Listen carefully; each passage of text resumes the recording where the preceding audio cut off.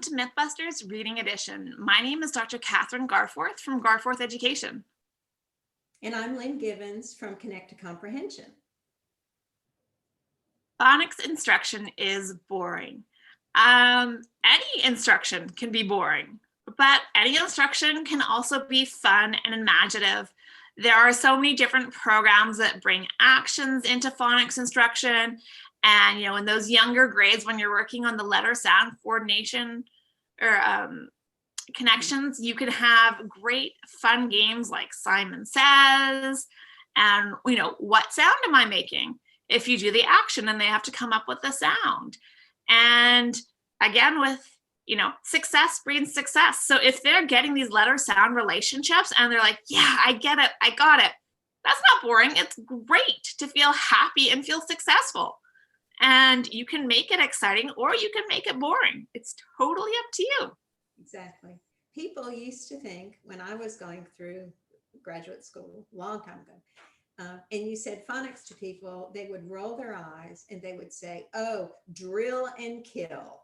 Those were the words that people wanted to associate with phonics. Well, thank goodness, we've come a long way from that now.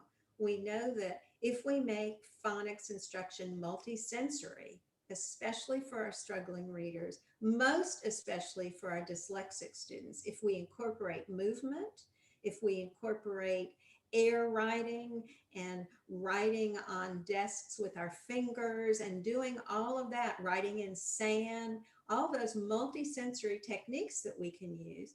And we play games, like Kathryn said, and there are so many games out there. I have a set of games that I developed called Phonics Games for Fluency that kids love to play. And they're reading sentences that are decodable and deciding if they make sense or not, or they're drawing a picture of what the sentence says, or lots of different games that they can play with those decodable strips that we use. So there are lots of games. And in addition, now we've got technology. Oh my goodness, we've got technology, which so many kids are plugged into, literally and figuratively, and they can practice those phonics skills on the computer. And at that level, it's fine to do that as long as you're still providing face-to-face instruction with them or virtual instruction as it is here now.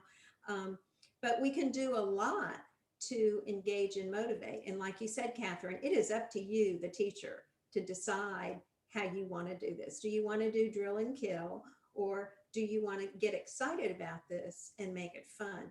And we don't have to hop around and, and be crazy. That works really well for young kids. But if we're working with older students, we can still incorporate games. We can still do multisensory instruction. We can still use the computer and do it in a more age appropriate way and still have fun with it, even with older kids. So that's an important thing to remember, that it can be engaging for older kids as well as for younger kids. If we are deliberate, if we're thoughtful, and we know that drill and kill will turn kids off really fast and they won't make the progress that they need to make because they'll get bored. But drill and kill is not the same as practice, right? And I think that's important to highlight, because any top athlete, any top musician, they spend the time practicing, right?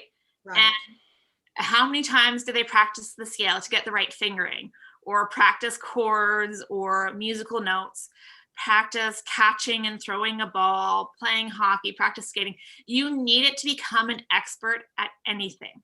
Right. What I guess I meant by drill and kill is read this word, read this word, read this word, read this word, over and over and over again. Now that's important and for sometimes for increasing that automaticity that you talked about. But so we can do that occasionally. But if we do it every day and that's our practice, it's not fun.